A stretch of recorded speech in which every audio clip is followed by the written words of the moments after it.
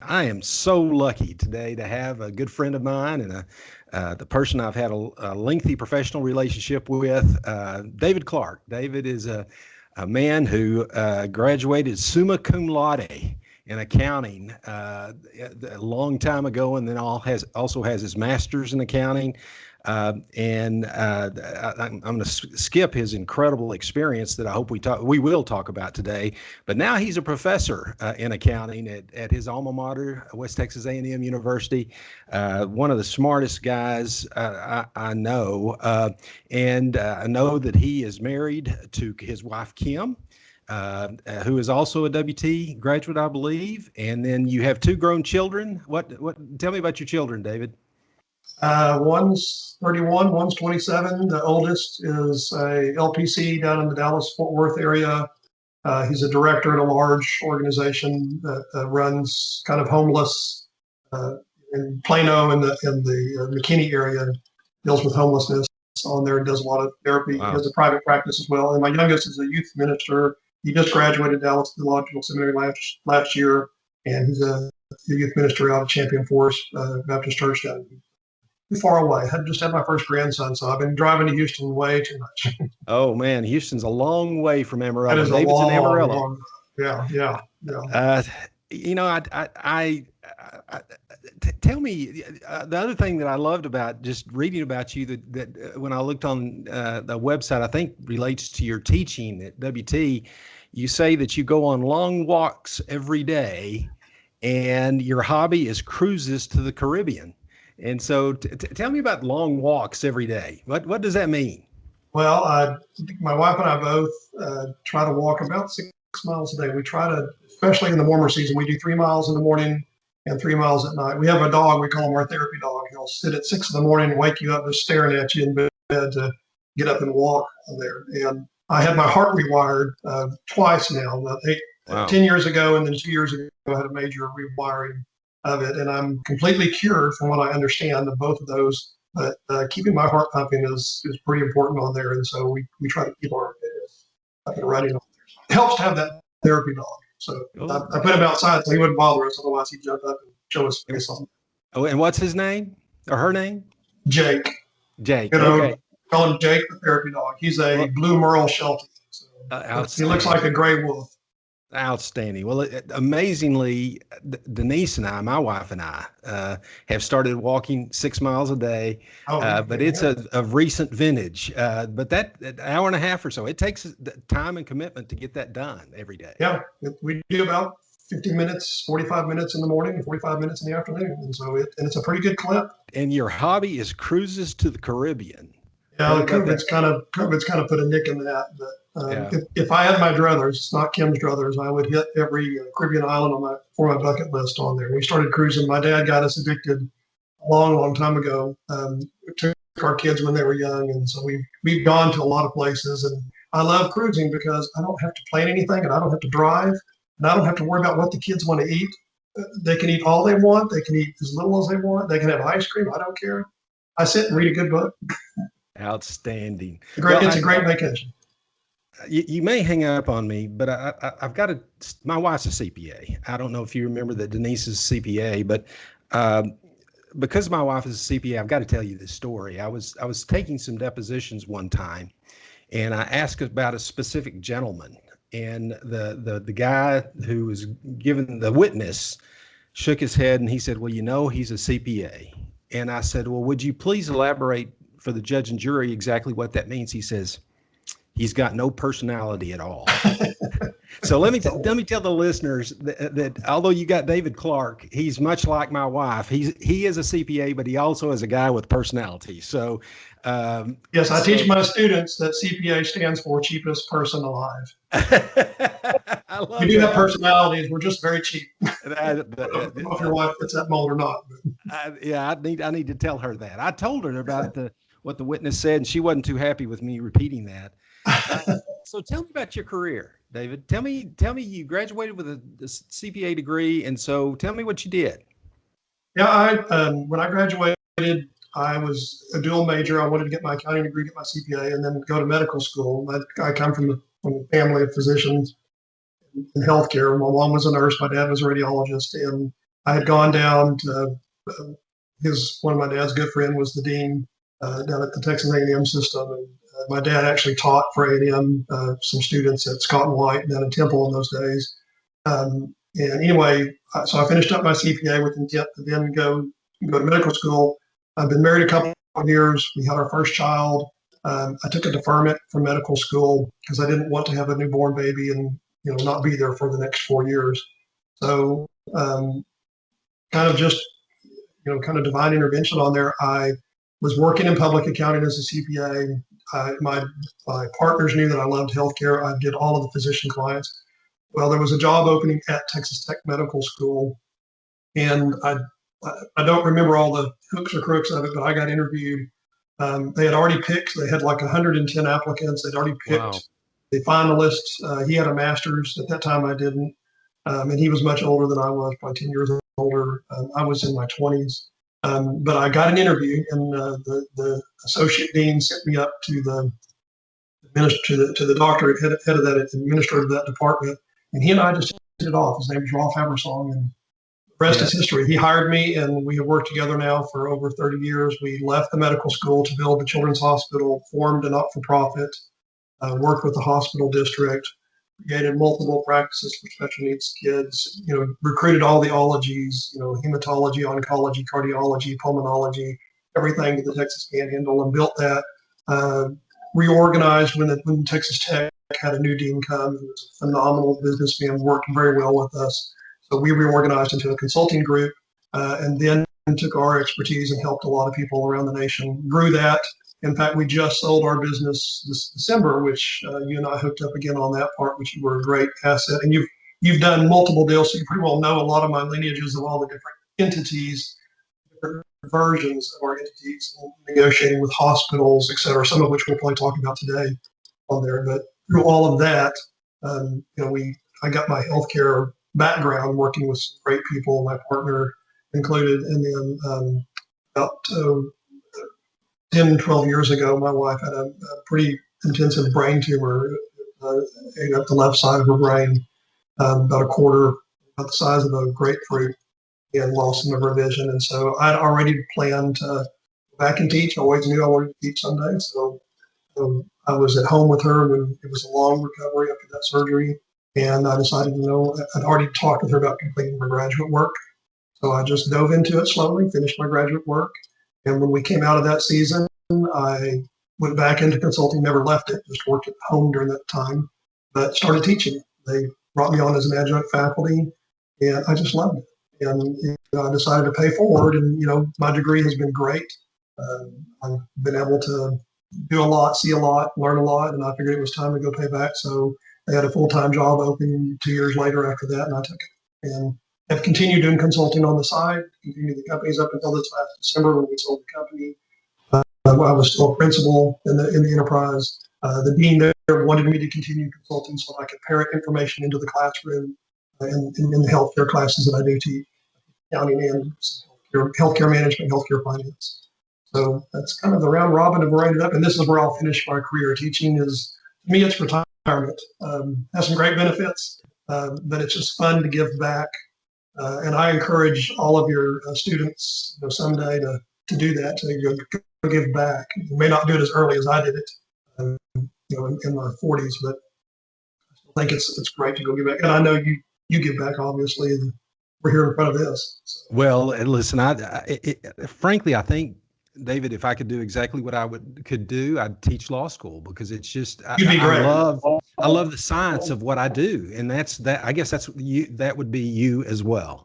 Well, you've taught me a lot. So I'm not an attorney by any stretch of the imagination, but I've had some great attorneys I've worked with in healthcare and in transactions and real estate, and you fit the bill on all of those on there. So I love to learn from attorneys. That's one of the things I'll talk about is, attorneys, especially getting out into where the next generation is going, what some of your role can be. Because I've learned that just professionally on there, and now back in the classroom again, teaching students on there, knowing what they're going to need. Well, that's from great. a CPA. That's great, David. The CPAs and attorneys don't always get along. So I think that I learned that That's the first call I needed to make because that's what my wife has always told me. But listen, I appreciate your compliments. I loved working for you. You were a great client. Let me send you a curveball here, Kim. It's professionals. It's hard to be a professional. I mean, it takes a lot of time and a lot of effort. So talk to me about balancing your marriage life, particularly when you went through such a hardship with her. And first tell me how she's doing, and then get into that if you would. She's doing great. She, again, has a pretty large hole in her brain. She lost her entire left occipital lobe up into some of the nerves on her, has quite a bit of nerve damage. Uh-huh. Lost her right vision, so she can't see my better half. She sees the left side of me, not the right side of me on there. But she really learned. It took a couple of years before they let her drive her Right. Jeep with a roll bar, just in case, and Uh-huh. learned to drive. Doesn't get up in the traffic a lot because you can't see a car coming from the right side. But other than that, she's great. I'm trying to sell her to the weather service because she can predict a tornado or a storm many hours before anybody else can. I remember one Wow. night being at a dinner and she said, "We're going to go home." I said, "Well, we've got to go home now." And we didn't but get in the door of the house when the tornado alarms went off. I mean, massively. And the tornado came on very fast. It was not in the weather pattern that day. But it just came on, 30 minutes of them starting to see the clouds forming, which she knew a couple of hours before. Wow. She's doing great. Thanks for asking. She's Well, a good. certified academic language therapist. She does kids with dyslexia. She works from home on Zoom now, and has to be careful of lights and some things that she can do. As long as she paces herself, she has got her new normal. Well, good. Well, how would you advise our listeners? Young attorneys who may be listening to this, or older attorneys and older CPAs or younger. How do you balance? What would your advice be on balancing the professional life versus a private life? First advice is don't do what I did. I I probably working in healthcare. You work with a lot of physicians. It's 24/7, 365. Physicians work very hard. They're very disciplined individuals. But when they need they need you. And I would get Right, calls, texts, 24/7, 365. right, And right. I will tell you what my wife's advice was on balancing is, uh, especially in today's world, is put your phone down and walk away from it. When you're off, you're off. You got to be able Right. to turn it off on there. And I know that's not possible in all respects, but Well, you have to figure out a way to distance yourself from that technology and just make the time. And there's a lot of things, as I'm sure you're saying, a lot of things I would do a lot differently on there than what I did on there. And I'm more of a people pleaser personality. That's why I became a CPA. I guess I like to serve, be in the service profession and help people solve problems. Healthcare was my passion as well. Since I wanted to be a physician, I was working in the right. industry, but it does eat up a lot of hours. And first thing you got to realize is that time is much more valuable than any billable hour that you'll put on the book. So that's one of the reasons in my 40s I decided, okay, I'm still done. I made the switch. The brain tumor, the cancer was a little bit of a wake up call that life can be very short and very unpredictable. And so I made that change to teaching, which is a very flexible, um, provide you a lot of time. There's a lot of Right. hard work, but it is not just going in teaching the class. There's a lot of prep work, a lot of management, a lot more involved. And you can still do 50 hours during teaching, but you can really control the flexibility of when people access you. Yeah, yeah. Well, let's talk a second about representing doctors. Uh, I've represented many doctors through the years, and they can be difficult, particularly in business matters. And I'm sure this is a generalization, and I don't mean to offend doctors, but doctors are really smart people. I mean, by definition, they're smart. They couldn't have got into medical school without that. But sometimes they're not the smartest when it comes to business. So tell me about being a CPA who worked so closely and was the business guy for physicians. Talk to me a little bit about that. Well, Hey, one of the illustrations I use in class, use two illustrations with physicians. One, I tell them MD stands for medical doctor. They're very smart, but it also stands for money daddy on there. And not smart with money. I learned that from my dad. I use him as a good example. Super, super smart. Graduated with his master's in chemistry. Right. Boston University was a Doogie Howser from that generation. But when it came to money, no clue. And you're right, a lot of physicians, they make a lot so they can uses a lot of their mistakes, what I call it. So I was fortunate. The doctors I worked with, super phenomenal businessmen. You will run into those types on there. They usually self-identify pretty quick. But most of them, again, they live, they're high income, high net worth individuals, and they end up buying a lot of toys. So my second illustration is I use the accounting equation: assets equal liabilities plus owner's equity. I don't know if they still in some business classes in law school. I heard they did, but I taught it to doctors. I taught a class to residents who were about to graduate. It was called What They Didn't teach Me in Medical School. I put the accounting equation. I said, here's your assets. Put that brand new, pick an asset. All of them picked a brand new car because they were starving residents, not making anything, about to make their millions.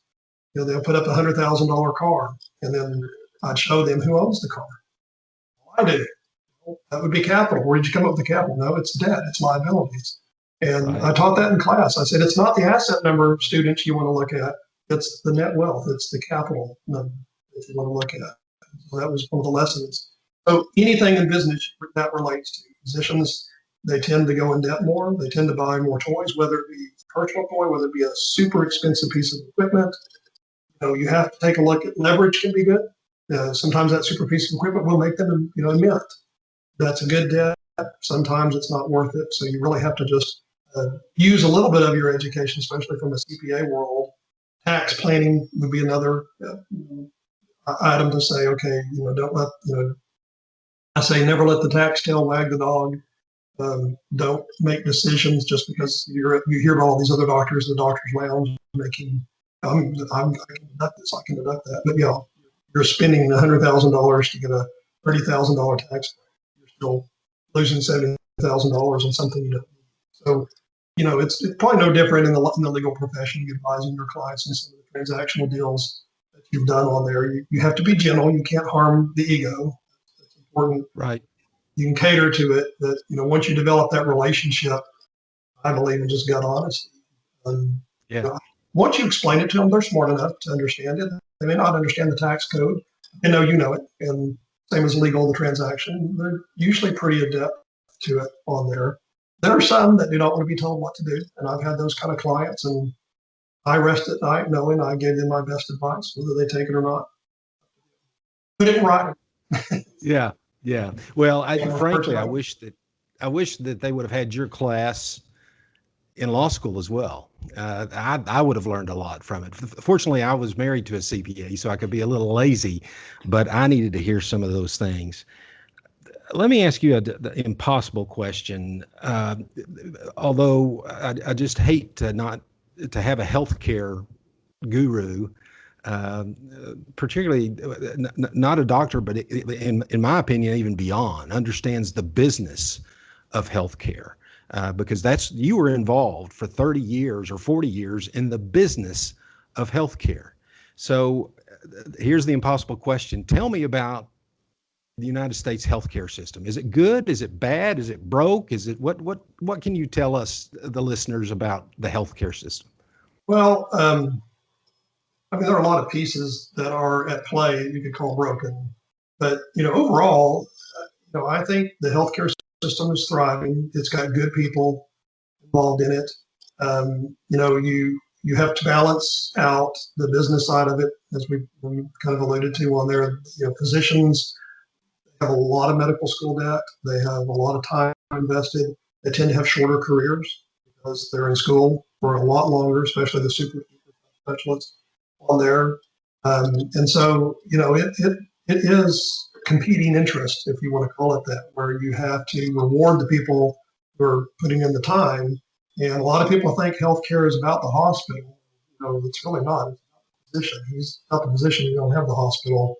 But where the money is in the hospital system. So with those competing interests going on, you have a lot of curveballs. And I think the way the system has gone, technology has helped cost, it's improved efficiency. It's given us a lot more data, and that can be a two-edged sword. I do not believe in a single payer system. I don't think that works if you vet it out on there, because you can just go look at the countries where that plays out, and they use some of them as examples. Well, there are parts of it that work well, but if you talk to the consensus of the populace, they don't on there. You still have limitations and restrictions and access to care.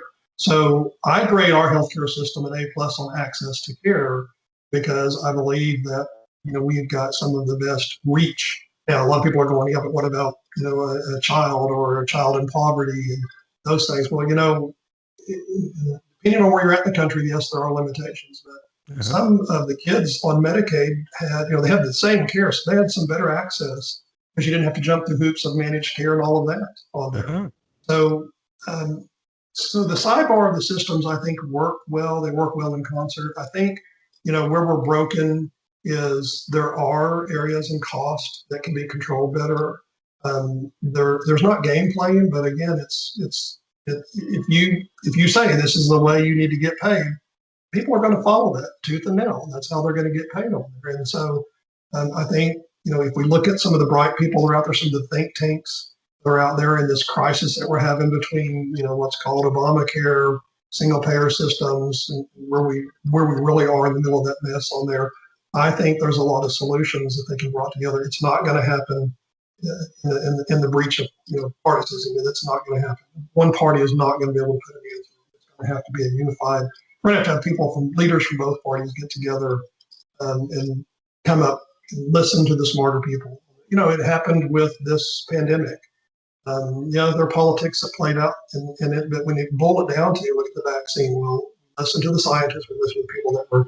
I think healthcare is no different than that. There are some very smart people that can team up in different organizations, hospitals, including physician groups, and I think working together. I've heard a lot of good ideology come out of it, that they can start revamping the system, still maintaining private healthcare insurance. There's always going to be a public sector. There's always going to be an indigent sector. You just have to balance between them. Physicians don't work well when you employ them. That's where we're going.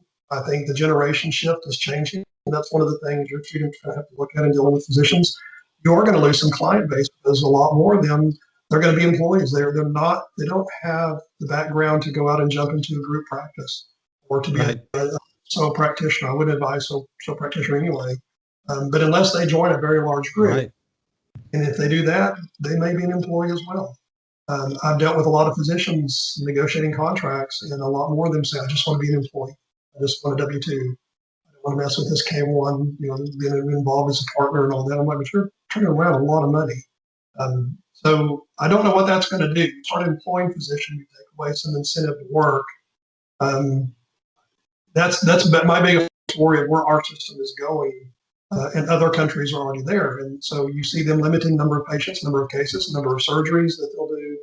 And I think that's where, the rub is going to come on there. They'll have to have that incentive, kind of the carrot to motivate the right people going into it for the right reasons tend to thrive in that.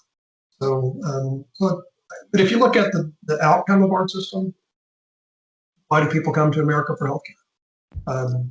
When I had my heart procedure, I was out in Austin. I had in the rooms next to me, I had people from Brazil, from England, and even from New York, where they had great care. They were flying into this particular center of excellence on there. And so that's just a product of America. We do have that. And so I don't want to lose that. And whatever we do going forward, I don't have any the right answers. I don't think anybody has the right answer. I think there are multiple answers and multiple perspectives that have to be married together to come up with the economic development. And it could be different state by state, region by region. I think there's a lot of solutions that you just can't figure out. But I look at the end product of America's healthcare. I'm an example of it. I'm taking away perfectly. In another country, I could have died. So I still think that, I'm more patriotic in that regard. I still think our system needs a tune-up very bad, but we don't need to throw the engine out. I think we need to keep the engine rebuild. That engine is strong and it pumps and it's thriving on. So, I love that answer. a lot of hot air, No, I love that answer, and that's what we need to know from people who have been involved. Let me before I leave talking about doctors, and I'm going to exclude your father from this question. I use him all the time as an example, no problem. Uh, but who was your favorite physician that you worked with, and why do you say he was your favorite, or he or she? I have a bunch. My mentor probably, Dr. Rolf Habersong. He's a German trained in Switzerland. He's a pediatrician by training, but he went to do this fellowship in pediatric ICU medicine. He was the chairman of the Department of Pediatrics at Texas Tech Medical School when I was 24 years old, walked in as administrator. They gave me a pacifier and some diapers. My 1 year anniversary saying that I was a child, very appropriately leading the pediatric department as young as I was on there. But I got hired because I was a CPA and he needed to balance the budget. Right. And so he mentored me. He actually mentored me in business as well as healthcare. I had a pretty good acumen to both, being raised around a physician, working with my dad in the hospitals. I was a CPA, so I had kind of a business acumen. But Dr. Epperson really was my mentor who taught me how to marry the business of healthcare without losing the compassion or the art of medicine. So actually, to me, it was fun because it stroked both sides: my business side of balancing the budget, but my heart side of why I wanted to go into healthcare in the first place, and that was to be a servant. And he taught me you can marry both. And some things we would hit head on, and I'd have to back off. And okay, we're going to do it your way and see if it works. And by God, it didn't work. He had just so much. He still has a lot of us. He and I are still good friends. He has opened. He's in his retirement age, but he won't retire. He's opened up an alternative medicine clinic here in the Panhandle, and he is serving more patients than you can believe. Not as a pediatrician anymore, but as a healthcare provider. He still works at the medical school, taking care of special needs kids.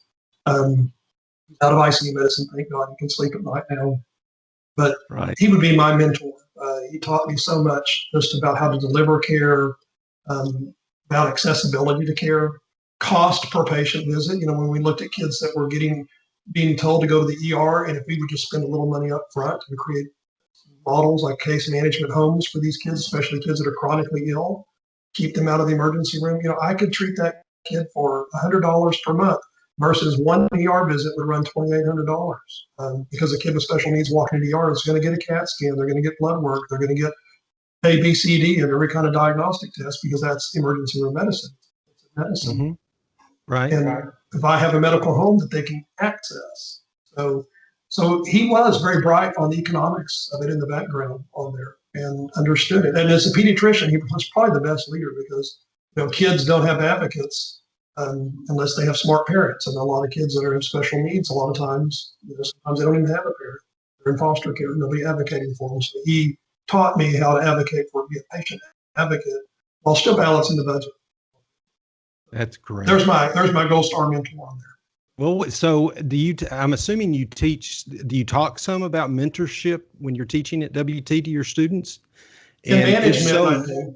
Oh, go ahead. So what are there things about him that you can apply across the board that somebody that's not going to be a healthcare that any professional can use when looking for a mentor or perhaps being a mentor? Are there things about him that are just practical things that you teach your students? I always tell students, find a mentor. You may not be the age or the stage of life where you can be a mentor. Part of teaching being in that environment is I'm a mentor, and I love it because I love to pay it forward and sit down and counsel students. So I have, we're all assigned about 30 students that are the junior, senior level that are about to graduate undergraduate, that we get them through picking classes. But part of that advising is not just picking classes. It's about what do you want to do when you grow up? What about your career? Sharing insight on there. And that's where that mentorship part for them. And then I always encourage them. Accounting, I don't know about law. I think it probably is the same. Accounting is such a great mentoring profession. You have to have, 1,000 hours of training after you can pass a very hard exam before you can get your CPA license on there. And a lot of that is you're under the mentorship of another CPA. Right. And it really, and even after that 1,000 hours, just working in different areas of accounting. So I had a pretty good model growing up in the professional world of being mentored by, I count many people. I have CPA mentors that I can count that taught me everything I know about business, about being an accountant. Attorney mentors on there, both from client relationships and personal relationships on that taught me. So I always encourage, find a mentor so that someday you can be you'll get paid in, you'll get built and invested in, and you turn around and invest on there. It's that old adage, you want to be a flowing river. You don't want to be a stinky stream. You may have a lot, know a lot, but if you don't share it, give it, and do it, you're going to be old and crotchety when you get older. You'll be a dead stream that stinks. Right. So maybe hot air at times. It's fine. People know that. My students know I love to talk, and I have a really, really dry sense of humor on there. And I tell them if they laugh at my jokes, they'll pass my class. But they don't laugh anyway. So I still think that you grow a lot by listening to people and hearing their stories, and then again, professionally, just learning how they did it. So, COVID-19. What a year. Let's talk about it first from the healthcare standpoint, and then I want to get into your teaching. I'm fascinated by your teaching. How did COVID? I mean, it's a miracle. We've got the vaccine. It's just an incredible miracle. The world working together, the scientists, and that's incredible. But let's talk about being in the throes of COVID and how that affected people getting health care, doctors being able to provide health care, and include in your answer the sacrifices and the risks that our healthcare profession was taking to take care of us in the throes of COVID. Yeah, again, I worked in medicine most of my professional career. They're my heroes anyway, but during COVID, I really saw them step up to the plate, take a lot of risk, their own personal safety. Not just the physicians, but at every level of healthcare involved on there just to keep the system going. At the time it all started, I was teaching full time, but I still had my foot in the consulting world. So I didn't have to deal firsthand day to day, but I had a seat through my partner who was still managing and dealing with clients, plus a lot of friends that were calling me. Really did not know how to tackle this piece. They didn't know how to continue because they had a business to run. Employees to pay. They had procedures that they were told they couldn't do, hip replacements, shoulders, even some of what I would consider emergent, some even the caths in the cardiac world that were prioritized were delayed. There was a lot of disruption in that market on there, but the physicians, what I saw immediately, they still came to work, still paid their staff, they didn't shutter. They kept moving, and they looked to us on the business side of how are we going to do this? Right. And we were looking to all of our network. We were talking to bankers, talking to attorneys. We were looking at what we can do. And fortunately, as everybody knows, we had gifts given through the government through the PPP program, EDIL, Medicare, CMS provided funds. It all came just at the right time. There were some practices that didn't make it, some rural clinics and some things like that had to close down. They just literally did not have it. But for the most part, the medical profession responded greatly. And we learned so much from it. I sat back again from a theater chair, just watching and kind of helping and advising my partner and other people in it. What do we do? How do we do this? What to do here? Should we get a line of credit in the background to be prepared for this? We just kind of went through a fire drill on a lot of things and just kind of, every week it was something new. My CPA brethren and I helped do PPP loans for all the businesses that I helped, even though I wasn't officially, didn't charge them for it. I just dove in and we just did it. It was the right thing to do. So I scratched through those myriad of documents on those loans and how to figure them out. Because you hit a deadline and you had people competing for that money. And I mean, that was all of my CPA brethren in the public world, and I can share in with it, is that's one of the hardest seasons. Any tax season is easy compared to. And then round two came, and then the forgiveness bill, and so the money was great, but it did come with some strings. But again, overall, the healthcare profession, they survived. I think came out a lot stronger. The fire drill, if you're smart, and these people are smart, now learned, okay, what would we do different? How would we do it better? And I think a lot of people have come through it. But very, very strong. That's great. I love that answer. Well, let's talk about teaching. First of all, just tell me about your love of teaching. Just talk about teaching generally, if you would. Well, the thing that I always enjoyed from my professors, and I had some great ones, is how they brought real life into the classroom. Law in accounting, you have your definitions, you have myriads of standards and all the things that you look through in your world, court cases, in my world, tax court cases, outcomes. Right. So there is a lot of, let's call it what it is, a lot of the boring stuff. I call it the depth. There's a lot of depth to learn on there. Right. Makes it fun. I had a professor one time say, you need to learn the theory thread. He goes, what that is a thread you stitch through all these concepts in order to pull out a bunch of them put together, and that's your answer. You have this concept and this concept and this concept and this concept. It's all theory, but when you stitch it all together, you get your answer. And I love that. I'm not a puzzle person, but I am an analytical person. And I love to have I love science. And, accounting, like law, I always tell my students, it's art and it's science. And I like that because, it's not just science where you just look at the microscope and here's your bug and this is what it is. Okay, well, that can kind of get boring good all the time. There is art. There is a practice of it. There's a practice of medicine, a practice of accounting, practice of law. That's the art side of it on there, where it involves the communication, the knowledge base, just critical thinking skills all tied together. And so I like that component. So going back and teaching, I tried to bring that into the classroom. One, encourage critical thinking. You got to learn this, but how to apply it. And then I brought real life into the classroom. Some of the business deals that you've been involved in with me as my legal counsel, they're great things and ways to explain how you use this information on there. When I teach budgeting, I'm about to teach budgeting tomorrow, and it's my mea culpa time. And I tell them in class, I'm like, okay, here I am. I'm an accountant. You may think I'm an expert in budgeting. Well, I am.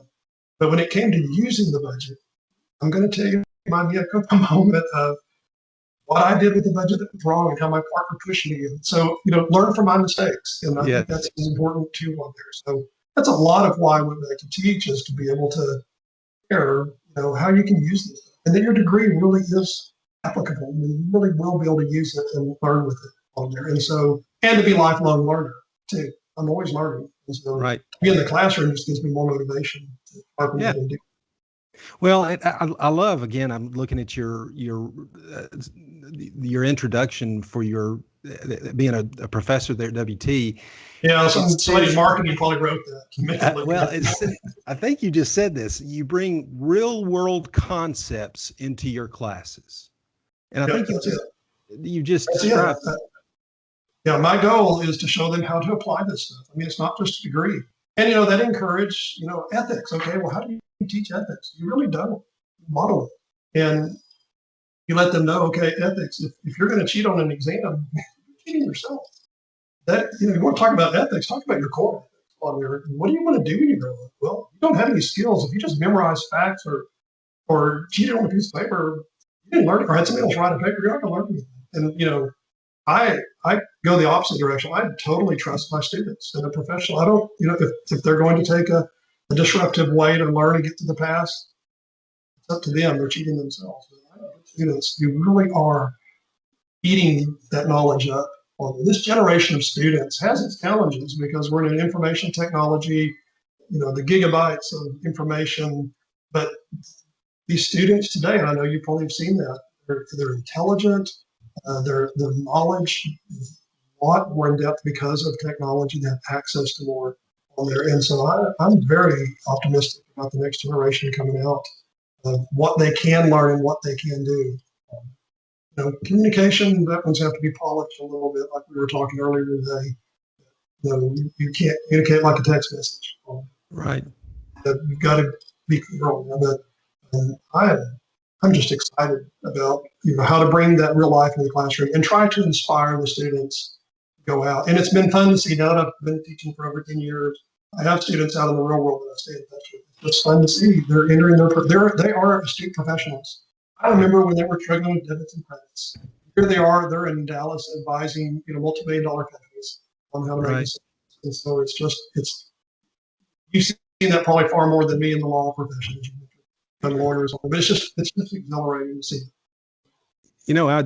David, I was interviewed by a magazine, and they were asking me about, as an older person, I don't know when exactly that happened. As a young person, then I was an older person. I don't know where those middle years went, Yeah. but they were asking me about interacting with the millennials, and then Gen Z or whatever. The afterwards, the Gen Zs, I don't know what they're Yeah. called. And I said a couple of things. I said, it's nothing in the past has equaled experience, but I think with technology now, creativity can almost provide the same benefit of experience. And then we talked about the developments in technology, and those of us who are older, like you and me, being able to embrace technology. But they said, with all this technology, what's the most important thing? And I said, the most important thing is what was true 100 years ago and will be true 100 years from now, and that's character, integrity, loyalty, relationships. None of those things will change. So if you're asking me what's most important, those are the most important things. And my expectation, most of everybody I interact with have those skills and those most important traits. And I'm assuming that's true of your students as well. No, exactly. And you're spot on. I mean, you can paint a pig, it's still a pig. You need to change what the animal is you're dealing with on there. And education is, probably the number one way to access a different level in life. Not talking monetary access, being able to touch and to do something creative, or to examine another pathway of what you want to do on there. And education is that door. I try to encourage students on there. Boy, when you're in college, when you're in professional school, you work hard, because you know what, you're going to use that the rest of your life. You don't have to go back and relearn it. That's the good thing about it. If you learn it the first time, you just go out and apply it. And that education will open doors to whatever creativity you want to do. Well, I love that answer, because what we're hearing today a lot and reading a lot is about student debt. And so perhaps education is not the way to go. Perhaps it's better for people to bypass education because to avoid that debt. So I tend to agree with you that there's a way. And for instance, West Texas A&M University is a very affordable school, and it produces people like you and Royal Bradley and some very bright people. And so, what would you say to someone who's thinking about, I can go to work today, or I'm going to incur a little debt. So you're a CPA, so what would you advise somebody that may have to go into a little debt to get their education? Well, I thought about this a lot, and being inside the curtain now, we have a phenomenal president, and he's been in the large A&M system. He's now the president of our campus. He ruffled some feathers when he came in and said, "Don't come here your first 2 years. Go to junior college, get your dual credit. Take a class for $75 versus $1,000. Be smart about it, and then plow into these junior, senior level, and then into graduate school, and you'll get more bang for your buck on there." And some of the people that taught freshman level classes were a little scared for their jobs. What do you mean take your English at a junior college versus at a 4-year university? And he wasn't trying to be exclusive from not having students come, because there is that 4-year on campus living experience that grows. But what I've learned is it works different for every student. There is not one size fits all. And some students come in on campus living in the dorm. That 4-year, that is part of college. Yes. Not just about the class they're taking, it's about the situation they're in. So students like me, I commuted to campus and I worked I didn't go into debt, but I was independent. My dad wanted me to go to a larger university. I kind of my brother went to Texas Tech with my dad's credit card. We had a fun time. Right. Dad wanted me going to A&M, and at the last minute, I decided I'm gonna stay here. I'm gonna stay close to home because I don't know that I really want to go into this 90-hour pre-med program. Because it was a very enduring program. You're in it and you're out in 90 hours in your medical school, and I just didn't know if I wanted to do that. And so I didn't get my dad's credit card going to medical school. I mean, going to college, and I didn't want. I'm more of an independent. He offered to pay. I'm like, I got this. I worked hard for my grades. I got scholarships, and I worked a half-time job. So students can't tell me that they can't do it without debt, because I mean, it's all relative. It's what you want to do. And yes, you may have to get some debt. I got a little bit of help with some textbooks and some things. I didn't have the money at the right time, but I've seen students, and you can stitch it together on there. And there are ways to do it, but you're right. There are some students that should not be on the campus of the university. They may have the resources.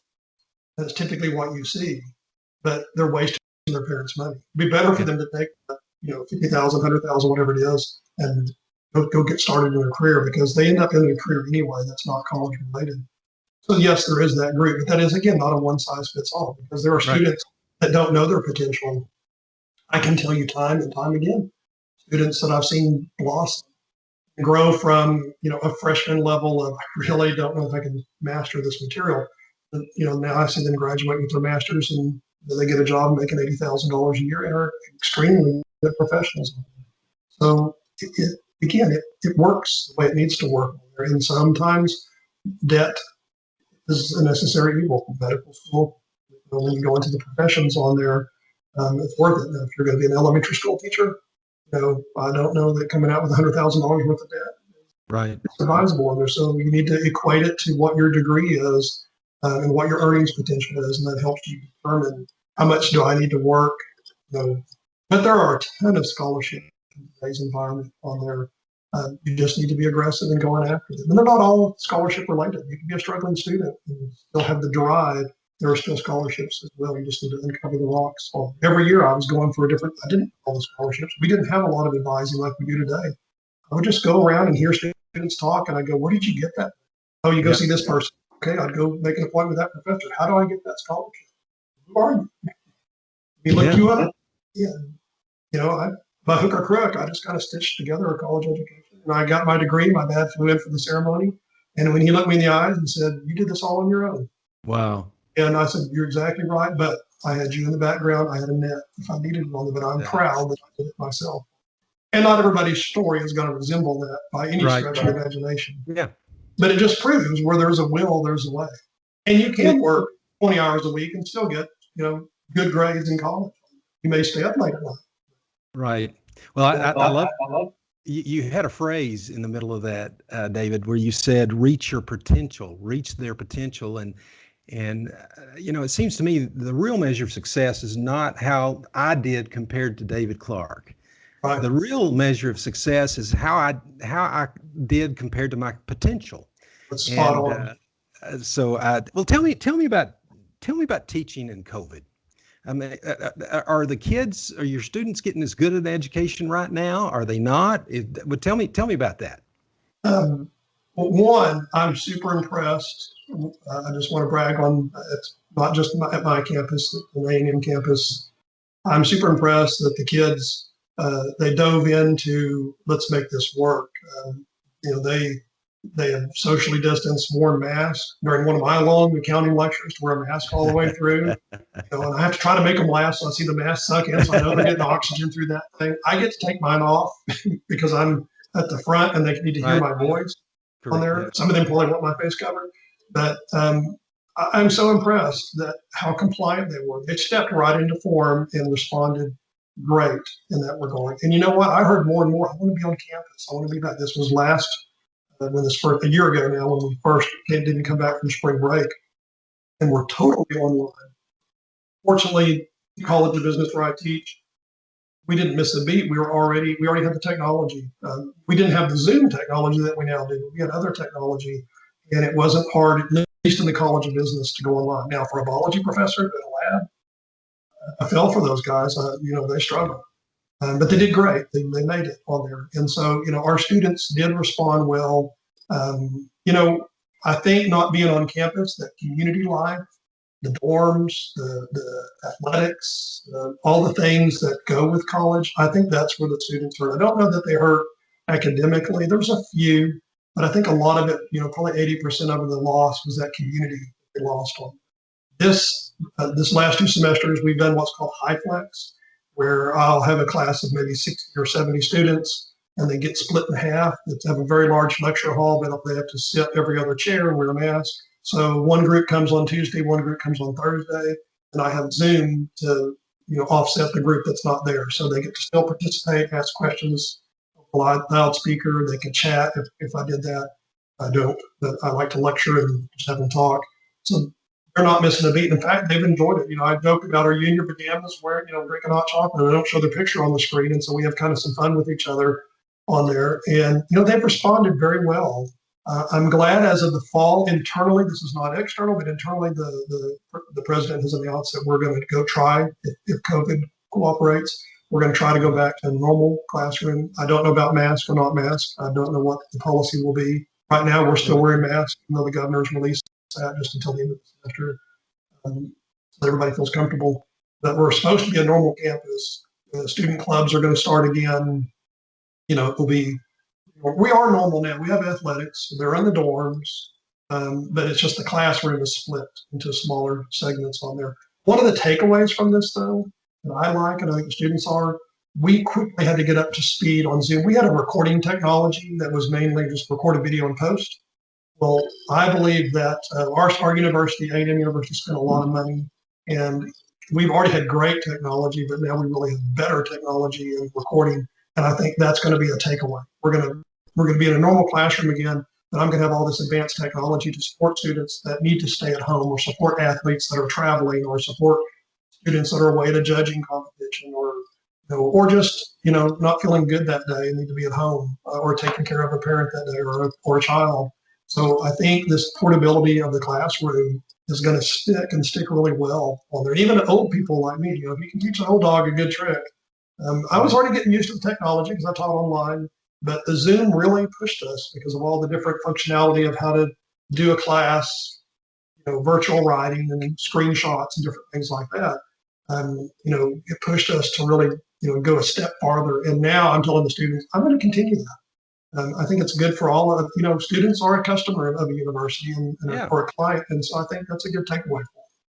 Well, and speaking of student athletes, national champions, West Texas A&M basketball team, men's basketball team are national champions this year. Well done, Buffs. Outstanding. Well, I've been impressed that, all of our teams have had some rankings and different things on there. I haven't kept up with all of them on there, but they're all doing well in the age of COVID. We're in a smaller division. We're not a Texas Tech running stretch on there, but we have some great athletes on there. And I have them in the classroom, and they're just phenomenal young men and ladies on there. Great. They're great students as well. So. We'll talk about, this is called shifting the law. So I've kept you almost an hour, so I'll try to keep this to a minimum. But talk to me about. Yeah, I don't have to grade papers right now, so you're good. Tell me about interacting with attorneys in the business world. What has been good? What has been bad? What suggestions do you have for those in my profession?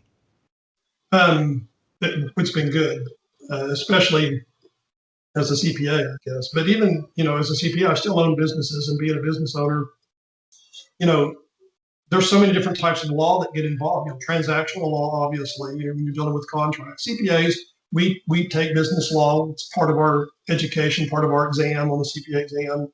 So we have an introduction to the basics of law and to some contract areas on there. But, when you really get into the depths of a contract, all the hidden meanings and all that type of stuff. I spent my career, like I said, being mentored by attorneys, and I feel pretty strong. I mean, you've seen some of my horrible writing come out on some of these contracts and negotiations on there, but I feel pretty strong in my depth of knowledge dealing with it on there. But putting those things together, employment law is a big one. It's still scary. Because employment law, a lot of it depends on case precedent. You really get into the weeds. There's some black and white stuff, but there's a lot of weeds. And having a good counsel and good advice is good. And probably that's probably where most, transaction, a businessman can make it. What they typically do is they just trust the other party on their contract. They get bitten on that. But contracts, as I've always said, are for the bad time. So in the good times, you don't know that you have a bad contract. Yeah. Yeah. But employment law, now that one, it's not just for the bad times. It's also to keep things moving along appropriately in the good times as well. And so there's a big, gap there. And I think all attorneys, I'm an accountant and CPA that believes, yes, in specialization is fine, but I really think you still need to be a jack of all trades. When somebody looks to do, it's how I became, I'm not going to say an expert in personal financial planning. My love for personal financial planning came because I dealt with high net worth physicians who are money guys. Right. And, I probably, if you looked at my library here, I have probably 1,000 books. Most of them are at my other office on personal financial planning because it wasn't anything back in the day. I had to learn what is investment, what is real estate investing, what are REITs, what are offshore investing, what are 803Bs, what all the different things and techniques on there. So you need to be kind of not a jack of all trades, but you need to have a depth of knowledge around. So maybe you're going to be a transactional attorney. You still need to understand what's going on in the employment realm. Because, you can help out in a small situation and get a big client and, or refer him into your firm if you help out, but not just say, well, I need to refer you, but let me give you a little bit of wisdom on that. But now let's get you some answers. Maybe you need to have a policy written for you, whatever. So, and then, just kind of general law, mergers, some high level things. I think those are a given. I think, you have to have a really good attorney sort through it. And sometimes that's on the memorialization of it. And sometimes that's on the negotiation. It can be the whole gamut of it. I'm a pretty good negotiator. At least I reckon myself to be that. Maybe more hot air. You are. But I need somebody who can memorialize exactly how I see the deal. Usually has a lot of variables to it. And so, working with attorneys like you that are very bright, you pick up on things that I didn't know that could be seen two different ways. Which way does it need to be memorialized? Or do we need to have a pivot? Real estate deals, it's also an area that's in your wheelhouse. I did a real estate deal one time where we were unequal basis. And, from CPAs, we understand basis. And I understood making certain elections, a 754 election where we're dividing up how depreciation is allocated out to partners as a tax benefit. But at that time, putting the deal together, it was how to relate to now my partners with those basis issues on there. So they may be more incentivized to sell in a bad market than I am. Because they have much lever. They still have a gain, I won't. And so how do you reconcile those things? I know the problem, but I don't know how to correct it or cure it, in that regard on. So, and again, these are bread and butter things to young lawyers on there, but man, they're important out of the real business world. One thing that I have not really liked about I had an older mentor who told me when I started the practice of law that my least favorite thing would be billing, and I at that time I didn't understand that, but I do now. And frankly, as an accountant, I was the same. Yeah, exactly. And I think that accountants are the same way. You bill by the hour, and so what that does is it discourages interaction, frankly, between the professional and the client. And so I'm having some great success on doing this fractional general counsel where we charge a monthly fee and try to just be a general counsel for businesses. And the hope there is to put us in the same, we're as interested in their bottom line as they are. We just want to be another partner with them. As a businessman, do you have any thoughts on that concept? I love that concept. I mean, it wasn't around during my decades of it all there, but legal wasn't as expensive either as because y'all's overhead, like any profession, like accountants, the overhead is skyrocketing. The paraprofessionals working under you and the technology cost. People don't understand where costs have gone, and we're no different. Accountants and attorneys and physicians, we're still businesses. Right. And you have to do it. So I love the concept. I call it prepaid legal. Right. And I'll give you a little insight on your side of things, but I love it from the business side because it takes down a big barrier. Okay, personal life. Well, I'm spending my money or spending my client's money on there. I need to be diligent about it, and I need to be very concise and be in and out, just like you're saying. Right. You don't have a lot of time to communicate. I need my product, I need the contract, and I only want to give you 10 minutes when I really need to talk to you for 3 hours. Right. Tell you what the deal really is, because then you're going to pick up on something.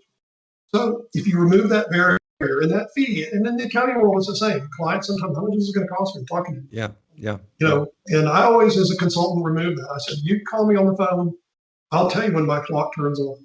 Yeah. Yeah. And, you know, most of the time I never turned it on the phone because I worked around physicians and it wasn't a good culture in that world. You nickel and dime them on there, but you do good work and then you'll get it in the end. And so the cheapest personal liable never goes away in the background. Yeah. But if you remove that barrier, you know, having that in-house fractional on there, then you feel like you can, you know, spend a little bit more quality time. And sometimes that upfront time is more important than the memorialization. The memorialization is easy. You can pull some boilerplates out that fit, but which boilerplate do you pick? You know, oh, I've got that. I've done that before. I can pull that clause in. That's what he needs. But it may take an hour of conversation to know I need to have this kill switch here because that's the thing that most causes him to lose sleep. I can cure that and become very valuable to him. So I think removing the barrier is important. Again, okay, now let's put on my investment hat on the flip side. Let me be on your team on the attorney side. I call it forever money because it's like somebody when they buy a service contract and you pay me AT&T, and I'll pay you $8.99 a month. I tell them, don't do it. That's forever money. I love it because I'm an AT&T stockholder and I want my dividend. You're just paying my dividend, but the odds are against you.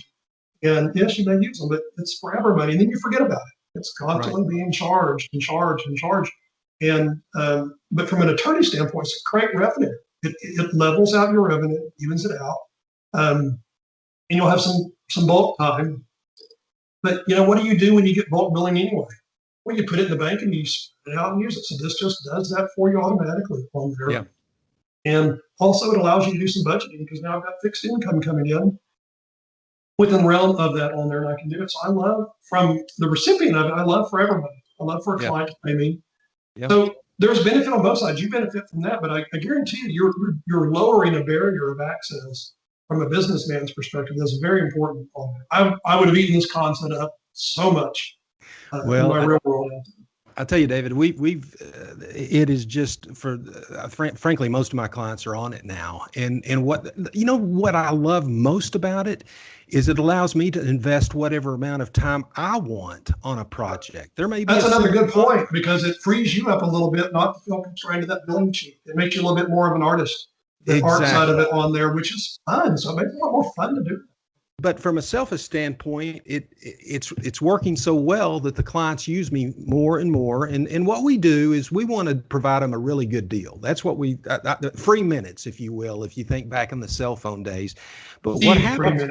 Yeah, but they continue to use us more and more. And every 6 months we do an audit and we may adjust. But my goal is for them to always have a good deal.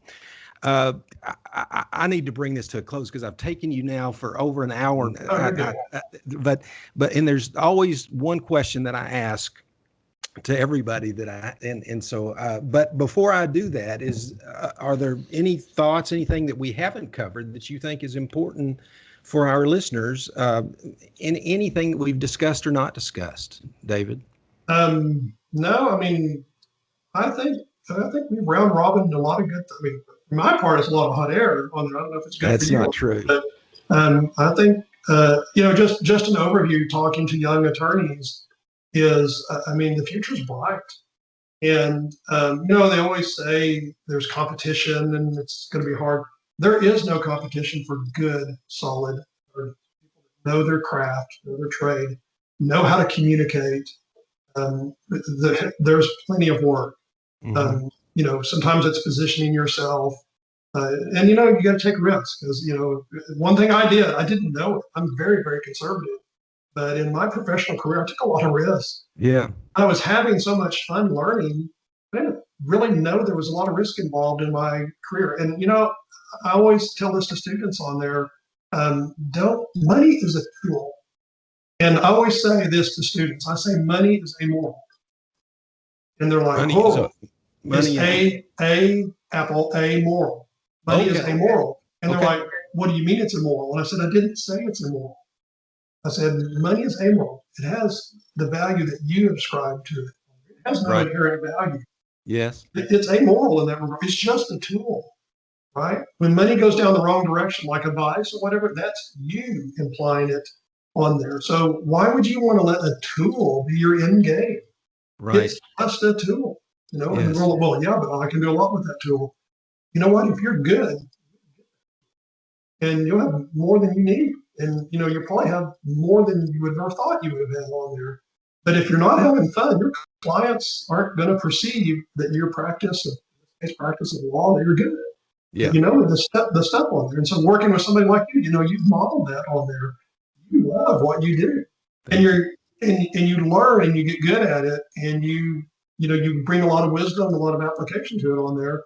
But when you do that, you're going to be successful. And the end game is not about the money. And unfortunately, like with young doctors, a lot of times they think when they graduate medical school, it's all about I got to go get it. I got to go get it. Mm-hmm. And then I go to that model about what is an asset. Right. You buy $100,000 car and you work all that time for it. Yeah. Let me tell you what it's going to be worth. $80,000 car. I showed a deal in 2 years. It was worth $27,000. I bought a Ford. 3 years later, it was on lease, bought back for $27,000. And I'm like, what's the difference? That's your hard-earned blood, sweat, and tears on. I mean, that's the way you chose to use your tool. So if I can leave with that parting shot on that regard is to especially young aspiring attorneys on there, money is amoral. Yeah. You put value to it on there. Make sure you value it wisely in that regard. Just use it. Yeah. Great advice, David. Great advice. Okay, here's the last question. And I'm just going to read it because I read it every time. So stick with me. In the spirit of shifting the law, what is your best advice for our current and aspiring law professional audience, whether young or old, on how legal counsel can serve business clients such as yourself as principal partners and advisors, not just lawyers? I think that I like the word partner. I use that a lot with my clients is that, we're partners. I'm not going to nickel and dime you. You've already come up with some good, remove those barriers. I like that. You go from a fee for service to kind of a managed care environment when you do that fractional deal on there. So remove those barriers and then truly be a partner with them on there so that they feel like they can include you in some of that decision making. And they'll realize how much wisdom you have.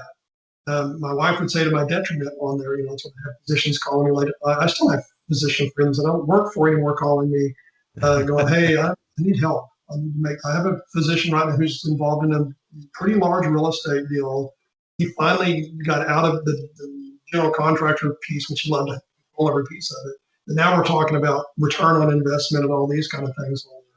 And so if you partner with them, you'll get into those level of meetings that you can actually help them, protect them from themselves, protect them from a bad decision, protect them from their ego, if the case may be. But and then you have a great client, and again, that's a client for life on there. Right. And then when you do bill them, they're going to feel like this is well worth it because that's my partner. I'm just sharing some of the profits of the deal. It's not like I'm paying him a fee. He's actually participating in my business on there, and he's worth every dime of it on there. So you can maneuver yourself to that or position yourself into that. And I think that is probably a great place to build your practice. And that's not going to happen overnight. I mean, you've got to be patient, and you also have to have the wisdom. And unfortunately, some of that comes with a little bit of gray hair, but you'll get there. And if that's your target, and you're constantly working towards that, clients will perceive.